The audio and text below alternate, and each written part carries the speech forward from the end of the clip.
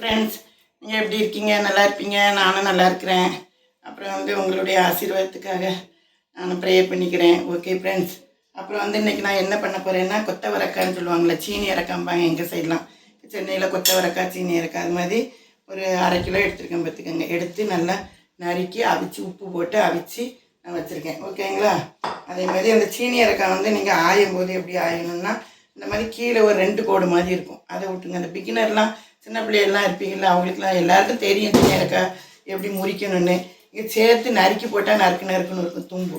அதுக்காக அந்த ஒரு மெல்லுசாக ஒரு கோடு இருக்கும் பார்த்திங்கன்னா, அந்த இடத்துல இப்படியே எடுத்திங்கன்னா கீழே தும்பு வரும். இங்கே பாருங்கள், இந்த மாதிரி சீனி இறக்காயில் இந்த மாதிரி இந்த ஒத்த கோடு இருக்கிற இடத்துல இப்படி எடுத்துட்டா அந்த 2 கோடு தும்பு வரும்.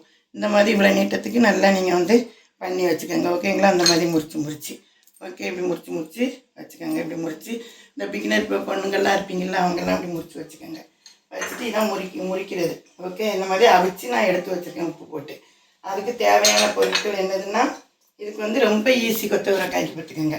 தேங்காய் ஒரு 2 சில்லு எடுத்திருக்கேன். அதுக்கு வெங்காயம் நம்ம அரைச்சிடணும், தாளிக்கலாம் தேவையில்லை. இதில் போட்டு வெங்காயம் ஒரு 10 சின்ன வெங்காயமோ இல்லைன்னா சாம்பார் பல்லாரி இருந்தால் ஒரு சின்ன வெங்காயம் எடுத்துக்கோங்க, ரொம்ப வேண்டாம். அப்புறம் முக்கியமானது இதுக்கு சோம்பு, இதுக்கு 1 டேபிள் ஸ்பூன் எடுங்க. சீரகம் 1/2 எடுங்க. இந்த சோம்பு தான் இதுக்கு ஹைலைட் இந்த சீனி இறக்காய்க்கு. எடுத்தோம்னா இது 1 ஸ்பூனு, இது 1/2 ஸ்பூனு. அப்புறம் தாளிக்கிறதுக்கு 2 வத்தல் எடுத்திருக்கேன். அப்புறம் மஞ்சத்தூள், ஆயிலு, அப்புறம் கடுகு, அப்புறம் கருவேப்பிலை எடுத்திருக்கேன். இதை எப்படி தாளித்து இந்த கூட்டை நான் எப்படி தாளித்து அதில் மசாலா போட்டு எடுக்கேன் அப்படிங்கிறத பாருங்கள். இப்போ எப்படி அரைக்கிறேங்கிறத பார்த்துக்கோங்க. சரிங்களா? சின்ன ஜாரில் தண்ணி ஊற்றாமல் நம்ம இதை அரைக்கணும். இந்த மிளகாய், காஞ்ச மிளகாலாம் பொடிலாம் போட்டுறாதீங்க. இதுக்கு இப்படி ஒரு மிளகாய் வத்தல், நான் 3 வத்தல் எடுத்துருக்கேன் பார்த்துக்கோங்க. மசாலா இப்படி ஒரு வத்தல் எடுத்துக்கோங்க, முழு வத்தல்.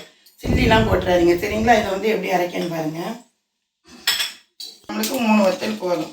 அந்த 3 வத்தல், அப்புறம் அந்த தேங்காய், அப்புறம் சோம்பு, சீரகம், வெங்காயத்தை நம்ம பிறகு போட்டுக்கலாம். சரிங்களா? இதை இவ்வளோத்தையும் போட்டு நம்ம போட்டு தண்ணியே ஊற்றக்கூடாது பார்த்துக்கோங்க. இப்படி போட்டு நல்லா தண்ணி ஊற்றாமல் இந்த மாதிரி சோம்பு, வெங்காயம், சீரகம் அதையெல்லாம் போட்டு தண்ணி ஊற்றாமல் சுற்றிட்டோம் பார்த்திங்களா. அதுக்கு பிறகு நம்ம அந்த வெங்காயத்தை போட்டுக்கணும். வெங்காயத்தையும் போட்டு நம்ம தண்ணியே ஊற்றக்கூடாது. இதுக்கு இதான் மசாலா. நம்ம அரைச்சது இப்படி இருக்கும் பார்த்துக்கோங்க. இதுதான் இதுக்குள்ள.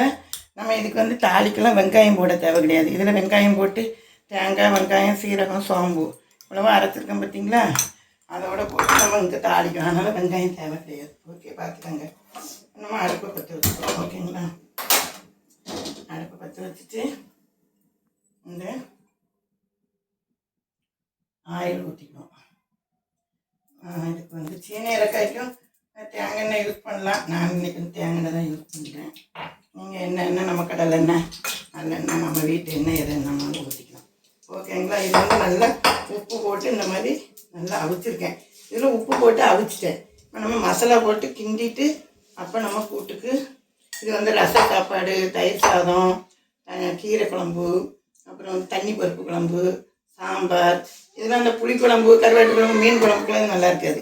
இந்த மாதிரி வெரைட்டியான குழம்புக்கு சாம்பார், ரசம், மோர், இந்த மாதிரி இதுக்கெல்லாம் இந்த சீனி இறக்காய் கொத்தவரக்காய் கூட்டு அவ்வளோ. கொத்தவரக்காய் கூட்டிலையும் நல்லா உடம்புக்கு தேவையான சத்து இருக்குது பார்த்துக்கோங்க.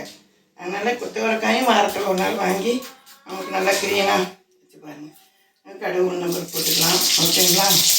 கடுகு நம்பர் போட்டு இந்த காஞ்ச மிளகாய் போட்டுட்டு அப்புறம் கருவேப்பிலை போட்டு அப்புறம் சிம்மில் வச்சுருங்க.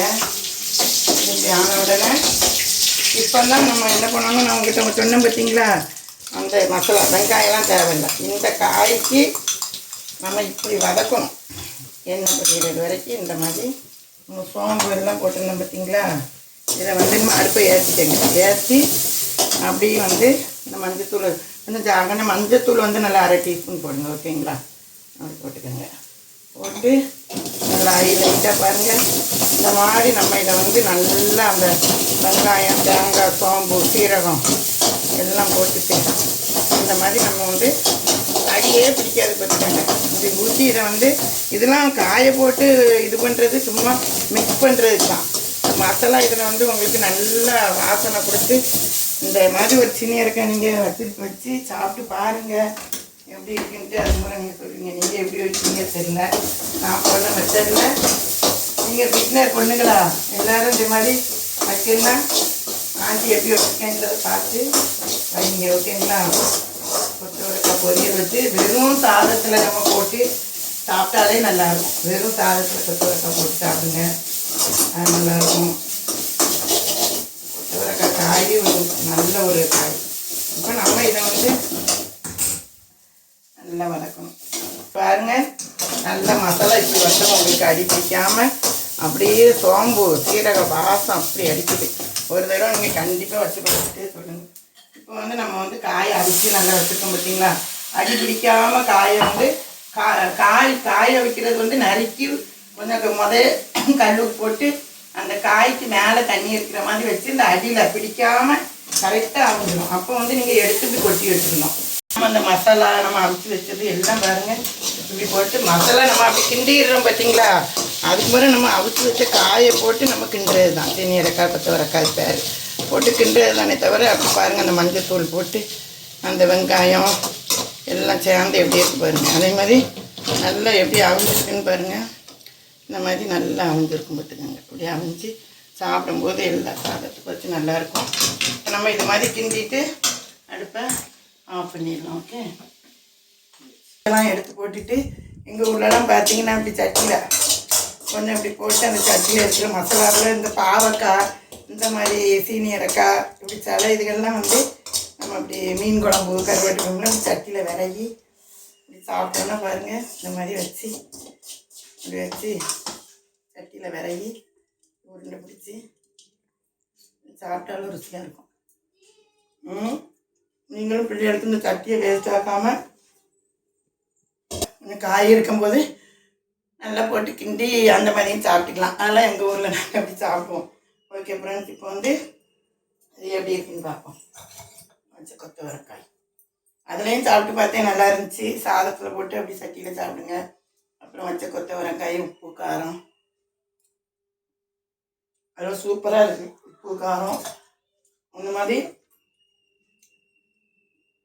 நீங்களும் ஒரு கொத்தவரக்காய் வச்சு இதே மாதிரி வச்சு பார்த்துட்டு எப்படி இருக்குன்னு கமெண்ட் பாக்ஸில் சொல்லுங்கள்.